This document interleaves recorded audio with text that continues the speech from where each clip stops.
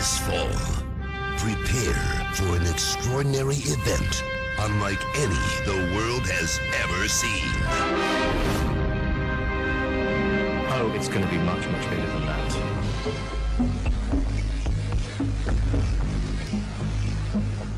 The only people who don't want to disclose the truth are people with something to hide.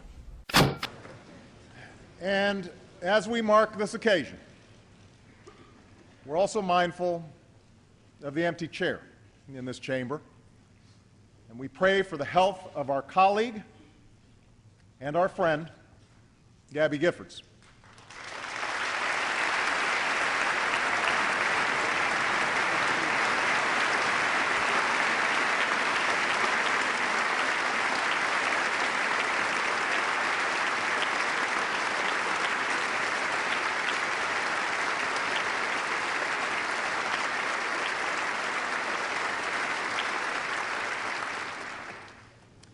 It's no secret that those of us here tonight have had our differences over the last 2 years. The debates have been contentious. We have fought fiercely for our beliefs. And that's a good thing. That's what a robust democracy demands. That's what helps set us apart as a nation. When it was supposedly looking at the possibility of car bombs. There's always that. If you saw, remember we had somebody that tried to set up a car bomb in Times Square a year and a half ago. But beyond the chatter, you have heard nothing to make it of a primary concern right now? No, I think that one of the ways to look at it is the Department of Homeland Security did not raise their threat level. It doesn't mean there isn't a threat, but they didn't think it was worth raising the level. Now, if something were to happen, you can criticize it scared a lot that. of people when you make an announcement. Well, we live in a democracy. Do you want information or don't you? And I think Americans, and particularly New Yorkers, are sophisticated enough to put things in perspective, to know that we, but at least he's got a plan. And now, some of those things... Well, the critics say it's not paid for. That's the problem. Well, the Republicans said they want to cut taxes. Okay, he said, I'm willing to cut some taxes. And then people say you got to pay for it. He's willing to pay for it with some things. They might not like those things. But it's a democracy, and you can't... Democracies don't function. You know, if everybody goes to the extreme and doesn't come together. Democracy is where you come together, you get half of what you want, and the other guy gets half.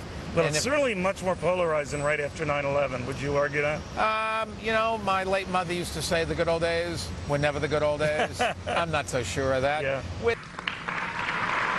Imagine, here was a young girl who was just becoming aware of our democracy.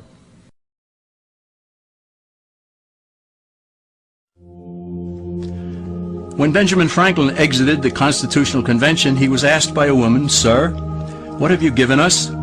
His immediate response was, "A republic, ma'am, if you can keep it."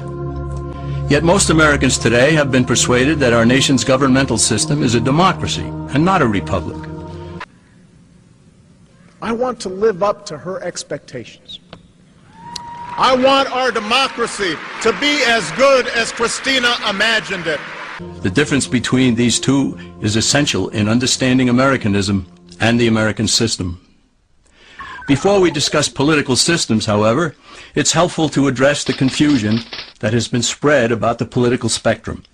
Many have been led to believe that the political spectrum places groups such as communists on the far left, fascists or dictators on the far right, and political moderates or centrists in the middle. However, a more accurate political spectrum will show government having zero power on the far right to having 100% power on the far left. At the extreme right, there is no government. The extreme left features total government under such labels as communism, socialism, Nazism, fascism, princes, potentates, dictators, kings, any form of total government. Those who claim that Nazis and fascists are right-wing never define their terms. This amounts to spreading confusion. Toward the middle of the political spectrum can be found the type of government limited to its proper role of protecting the rights of the people. That's where the Constitution of the United States is. Those who advocate such a form of government are really constitutional moderates. So let's analyze the basic forms of government. They are monarchy or dictatorship ruled by one, oligarchy ruled by a few, democracy ruled by a majority, republic ruled by law, and anarchy which is ruled by no one. In discussing these five, we'll see that they can be narrowed down to even fewer.